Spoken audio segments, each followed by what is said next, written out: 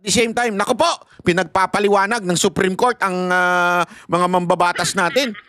Kung anong ginawa nila doon sa sa first impeachment, second and third impeachment. Nako. At dahil diyan, eto mga kababayan na may bubulo ko sa inyo. Dahil diyan naglaglagan sila. Yon. Narito ang Balitang Pinoy TV.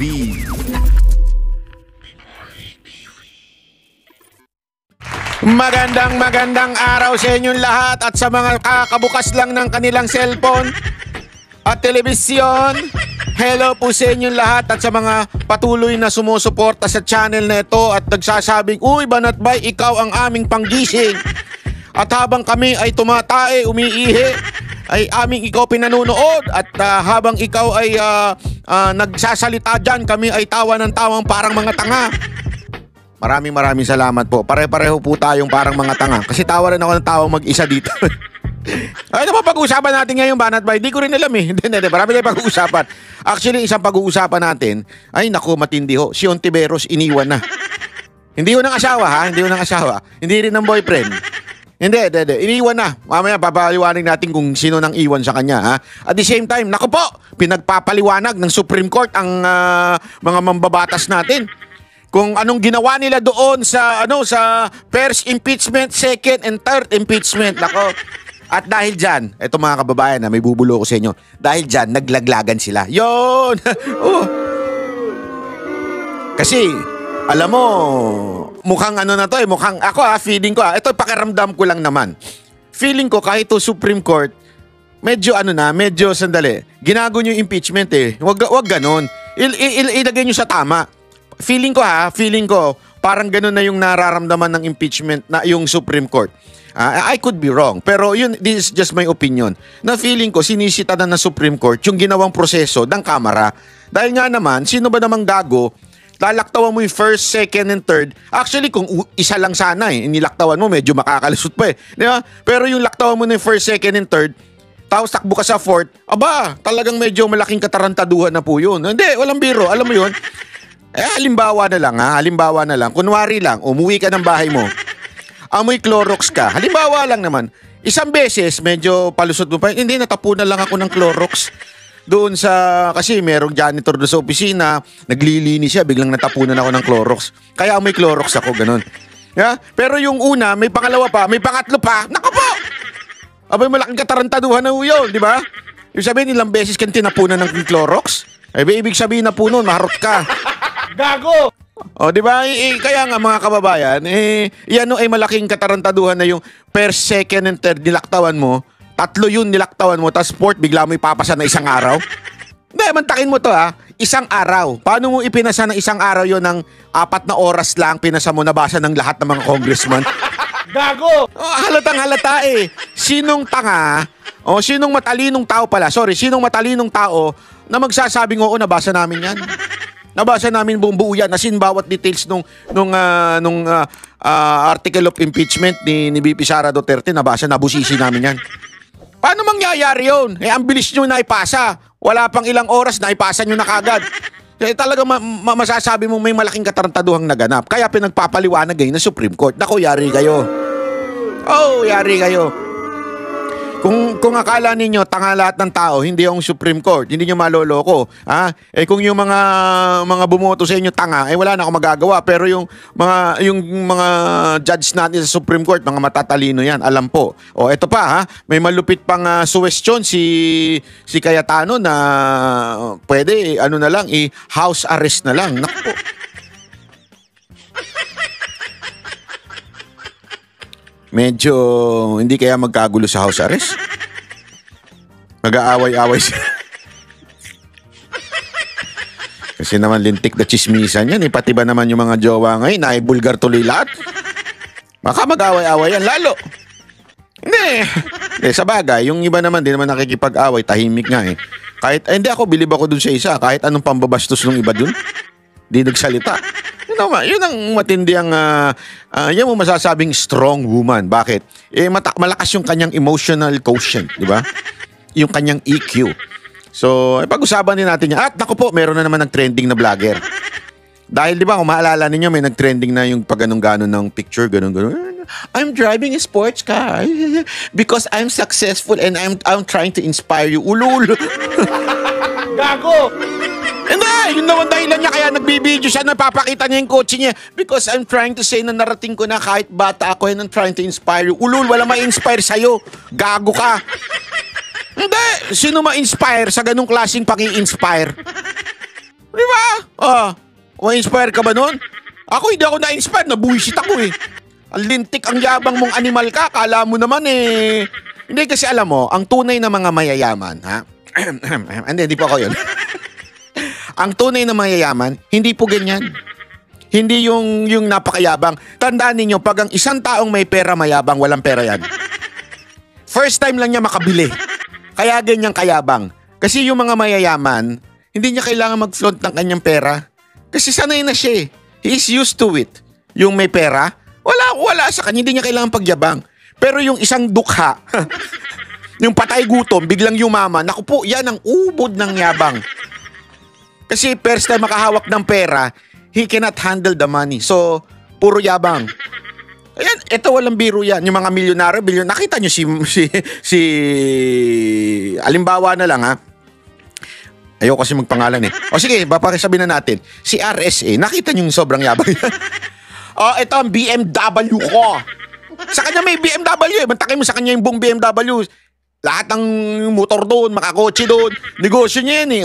Nakita nyo, nagyabang yan na may BM. Ako, naka-BMW. Gumaganon-ganon si RSA. Gumaganon. Wala! Nakakita kayo? Siya na nga rin may-ari ng airport eh. Nakita nyo nagyabang? Ang simple-simple nga, pati nga magdamit, baka nga yung relo, hindi pa naka-Rolex yun eh. Hindi, napaka-humble na tao nung mama na yun, si RSA. Di ba? Napaka-humble na mga bilyonaryo. Tinatago eh, mga congressman nga eh. Di ba? Yan yung mga mayayabang eh. Pinoflaunt, pati jowa nila, tsaka yung cabinet. Ay, biro lang. Ano? Papasok ka na naman sa chismis animal ka, banat bay. Hindi, basta. May alam kasi ko, kaya ayaw ko na sabihin. Anyway, pag-usapan natin yan mamaya. Kasi may isa na naman vlogger nag-ipal-ipal. Mayroong isa na naman vlogger na mukhang matatanggalan na naman ng list. Alam mo, ang bilis ng LTO ngayon. Palakpakan ng LTO, palakpakan. Mukhang may matatanggalan na naman ng, masususpende kasi sa kaipalan ng pagyayabang. Pinapakita lang naman niya yung kanyang LB bag. May LB ako eh. Tapos pinapakita lang naman niya yung kanyang roof ng kotse niya na may roof ako eh. Ibig sabihin mayabang ako. Hoy, BYD lang yan. Gago! There is nothing wrong in buying BYD. As a matter of fact, gustong-gusto ko yun. BYD baka naman. Hindi kasi, di ba? Ito, kantsawan lang naman ng iba. Kantsawan lang naman ng iba. Pero hindi ko totoo, hindi ako naniniwala. Di ba? Pag sinabi nilang Tesla, yan, maganda yan kasi galing Amerika eh. Alam mo ng mga Pilipino ganyan eh. Tesla, maganda yan, roof niyan, maayos yung ano niya, wala ka nang makakita mo, pwede ka nang tumingin ng mga star dyan, tsaka planet. Bigla lumabas yung mas mura ng konti. Mas mura lang naman ng konti, hindi naman konting-konti ha. Yung BYD na number 1 daw sa China na electric vehicle. Pak! Siyempre, sila din, naglabas din sila nung walang bubong. yung rooftop na na glass, di ba? Roof glass. Ayan. So, ganun. So, yung iba na hindi makabili ng Tesla, bumili ng BYD. Pero sinasabi, basta may mga ganyang labanan eh, na tinatawanan daw ni Elon Musk yung BYD kasi kinukumpara daw yung BYD sa Tesla. Ganun. Yun lang naman ibali-balita. Wala naman po ako impormasyon patungkol sa ano ba maganda kung Tesla o BYD. Wala po akong alam. Pero basta ako gusto ko bumili ng BYD na pick-up. Hindi, maganda kasi yung pick-up nila eh. Gago! Pwede mo isakay yung motor. Yan. Tapos at the same time, electric siya. Hindi mo na kailangan gastusan ng gas. Anyway, pag-usapan na natin. Simulan na natin. Sino ba ang simulan natin? Ito. Yung muna sa Supreme Court. Okay. Haba ng intro natin na yun. Nahayop yun ah. Sana naman mga gusto niyo. Kasi may nagpuna kasi dyan eh. Alam mo, sinadya ko talaga yung mapakahabang intro. Kasi may nagpuna sa akin yan eh. Banat Bay, tigil mo na yung bunganga mo. I-play mo na yung video. May ganon? Oh! Parbagang gusto niya, panoorin na lang yung news, yung video. Alam mo, sabi ko, kung gusto mo pala yung news at hindi yung pagbumukakot, hindi yung kwento ko, animal ka. Di panoorin mo na lang yung news, wag na yung komento ko. Kasi siyempre, kaya nga ako nagko-komento. Kasi may komento ko eh. May opinion ako eh. Kaya ka nga nanonood dapat dahil sa opinion ko eh. Eh kung ayaw mo pala yung gusto mo lang panoorin yung news, di panoorin mo na lang yung news. Anak ka ng weteng, oh. Di ba? Gago! Sabi niya, banat ba masyado ka makwento? Eh di, punta ka na lang doon sa hindi makwento, yung nakaparang, ay, wala. Di ba? Oh, anyway, kung ayaw nyo ng kwento ko, eh di, doon na lang kayo sa kwento ng mga asawa nyo. Basta yung mga nandito, yung gusto sa kwento ko, gusto sa usapang ganito, dito lang kayo, stay kayo dito para masaya tayo, ha? Pero sa mga ayaw, eh, lumayas na. Maghanap na lang kayo ng kausap. Yung gusto nyo gagawin yun ang kausapin nyo. Okay? Eto na, pasok.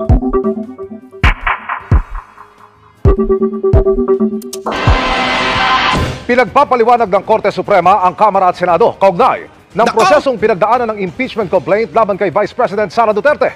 Kabilang sa mga gustong linawin ng Korte ang tila pagkaantala sa pag-transmit ng naunang 3 impeachment complaints sa House Speaker. Nakatutok si Tina Panganiban Perez. Ang gustong malaman ng Korte Suprema sa utos Ngayon na naman yung nanginginig. Ang gustong malaman ng kontra. Si Lola Basyang ba ito? Reply mo na yung news! Nabibiting kami sa mga kwento mo! Hindi, tatagalan ko nga. Hindi, tuloy. nito sa Kamara at Senado, ano na raw ang nangyari sa unang 3 impeachment complaint Yun. laban kay Vice Ayan, pinapa-explain sa kanila, status of the first 3 complaint. Ano nangyari doon? Pangalawa, yung exact date. Naku po, patay kayo. Akala ninyo makakalusot kayo sa Supreme Court. President Sara Duterte. Gusto rin malaman ng kataas-taasang hukuman ang eksaktong petsa kung kailan inendorso ng mga miyembro ng Kamara ang mga impeachment complaint at kung ilang session. Yan ang problema. Gustong malaman ng Supreme Court kung kailan in-endorse. Ang ibig sabihin yan, kasi di ba pag ang complaint pwede manggaling sa ordinary citizen. Tapos may isang congressman dapat na mag-endorse. Ang alam ko, naalala ko meron mga nag-endorse yung mga makakaliwa. Di ba? Nagmagaling kasi yung mga makakaliwa. Gumagalaw kasi yung mga yan, may sariling mundo yung mga animal na yan eh. So gumalaw sila ng sarili na walang kumpas nung amo nila. Ayan tuloy, na preempt. So hindi tinuloy. So malalaman ngayon ng Supreme Court yan. Di ba in-endorse ng isa sa mga... Kasi magiging legit yun pag in-endorse eh. Legit na yun. Tapos may receive, di ba? May tatanggap yun ng yung kanilang Secretary General, Secretary General, tatatakan yun, receive. Nandun yung congressman nag-represent doon sa filing. Naku po, patay kayo. Basyo kayo. Wala. Sabi ko sa inyo, basura lalabas tong impeachment na to. Days ang lumipas bago na-transmit ang mga ito sa Speaker of the House. Naka, sa dokumentong patay. nakalap ng GMA Integrated News Research. Ayan nyo, di ba? Yan yung mga una eh. Yan. Bida-bida kasi kayo. Yari kayo ngayon. Makikitang December 2, 2024 ang nakastamp na petsa May nang stamp na inendorso yan. ang unang impeachment complaint. December. Naunahan na kayo ng GMA. Hindi, yung sagot yan yung hinihingi ng sagot ng Supreme Court eh. 'Di ba? May stamp, ibig sabihin may nag-endorse na congressman na kasama na. December 2 una, December 4 yung pangalawa. 2024 naman ang second complaint at December 19 naman ang ikatlong complaint. Naka! Pero hindi na gumalaw ang mga ito matapos. Yun ang problema, bakit di gumalaw? Patay kayo dyan.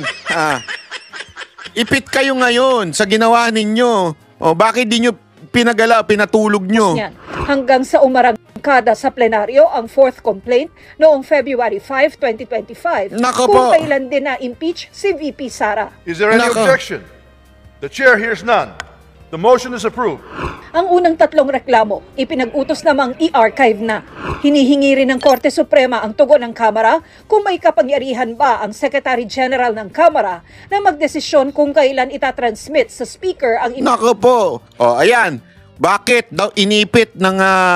tingnan nyo ha. Bakit inipit ng Secretary General? Kaya itong Secretary General, nilaglag naman yung mga congressman. Gago! Kasi iyan na yung tanong eh.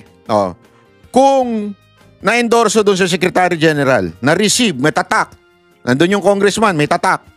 Bakit hindi tinransmit ng Secretary General going to the speaker, which is, it says immediately, i-transfer mo. As soon as nakuha mo, immediately. Magkaiba yung immediately, kahit dito, kinukumpara niya daw immediately doon sa forthwith. Magkaibang immediately sa forthwith. Ang forthwith sa pinakamabilis na panahon. Okay? Parang ASAP yun. As soon as possible. Parang ganun yun. Ang immediately, agad-agad. Ngayon na. Wala nang kailangan pagkakuha mo, bigay. Ang problema, eto. Impeachment complaints at kung may otoridad ang Secretary General na tumangging i-transmit ang mga ito. Kinumpirma ni House Secretary General Reginald Velasco na natanggap nila ang notice mula sa Korte Suprema kahapon at napasa na ito ng ilang House impeachment prosecutor. Ayon sa tagapagsalita ng Kamara, isinangguni na nila ito sa Office of the Solicitor General at sisiguruhin may isusumitin nila ang tugon sa loob ng panahong itinakda ng Korte Suprema. Nang tanungin si Velasco kung bakit hindi niya agad tinansmit. Eto na. Bakit hindi niya tinansmit? Tingnan nyo, laglagan na po sila ng panty. Naglaglagan na po sila. Ang unang 3 impeachment complaints, sagot niya. Hindi, kasi nga, nagpahintay yung mga ibang congressman, di ba? Nilaglag na. Hindi kasi nga nagpahintay yung ibang congressman Gago! Bawal po yan. Na huwag munang i-refer kay speaker kasi nga meron pa silang complaint na mas maraming mag-endorse. They requested me na maghintay lang for another complaint which will be endorsed by the required. So, alam mo, patay sila dito. Ito ngayon, sa GMA, umamin na talagang pinigilan yung first and second and third. This is an evidence na talagang hindi tama yung prosesong ginawa nila. And they were questioned by the Supreme Court. Naku po, palakpakan. Yari na kayo ngayon. Yan ang totoo. So wala na, finish na. Hindi nyo sinunod yung nasa konstitusyon na immediately kailangan ibigay sa Speaker of the House. Pinaantay ng mga Ito kasi sana lulusot to Sana ilulusot to di ba? Kasi yung narinig ko yung palusot ng mga ibang congressman As long as hindi naman matransmit kaagad dahil sa may mga problema pa, yung dami nilang palusot nun. Eto, sinasabi mismo ng Secretary General, hindi, pinagantay nila ako Sabi nila, antay mo na lang yung pang-4. Lumabas na mismo sa bibig ng Secretary General, pinag-antay siya ng mga congressman kaya hindi niya tinransmit agad-agad. Immediately. 1/3, 1/5 House members. Ayon sa Secretary General ng Kamara, walang nilabag na rules of impeachment ang kanyang tanggapan at ang Kamara. Kasi nga, under our rules kasi, yung impeachment complaint will stay with the office of the SecGen and they will be referred at the time na okay na. Wala naman kasing timeline din yung ito yung palusot niya wala daw kasing timeline. To the speaker Pero sir, nakalagay kasi doon immediately after nyo mag-verify. Immediate, pero wala naman time yun. Yeah, immediate, pero wala naman time. Sir, immediate is a time. Ibig sabihin ng immediate, agad-agad. Pag inutusan ka ba ng asawa mo, umuwi ka kagad. Agad-agad ngayon na. Pwede ka bang pag-uwi mo sa madaling araw ka na uwi, sabihin mo. Bakit? Wala namang time frame sinabi mo Ganyan ka pa magsalita. Wala namang time frame yan sinabi mo, di ba? Sinabi mo lang immediate. Ano sa tingin mo, sir, ang mangyayari sa'yo kung sakaling sabihin ng asawa mo yan? Umuwi ka agad-agad! Ngayon na! Immediately! Tapos uwi ka madaling araw. Sabi mo, wala naman kasing time frame yung immediately mo Ano sa tingin mo? Baka masampal ka ng asawa mo gano'n, di ba? Pag ginawa sa'yo yun? Hindi sa asawa niya. Hindi ko sinasabi siya. I mean, kung ikaw may asawa ka gano'n, pinauwi ka. Immediately, umuwi ka ngayon din, umuwi ka. Tapos biglang hindi ka uwi, madaling araw ka uwi. Kung gaganon, susuray-suray ka pa. Parang wala namang time frame yun. Wala namang time frame. Yung immediately mo, wala namang time frame yun Abay, tarantado ka pala Sinabi na kang immediate Tapos walang time frame. Nanganganak na ako Animal ka Gago! Lalabas na yung junior natin. Sabi ko, umuwi ka agad Hindi, wala naman yun eh. Hindi na, ano ba ibig sabihin na immediate? Walang time frame dyan eh. Gago! Hindi, mali ba ako? Sige nga, pakisabi nga sa akin mali ako. Hindi. Ito na nga mga kabalita. Ano na ang masasabi nyo patungkol sa balitang ito? Please comment down below mga kabalita. Pag-usapan natin yan sa comment section. At kung di ka pa nakasubscribe sa ating channel, baka naman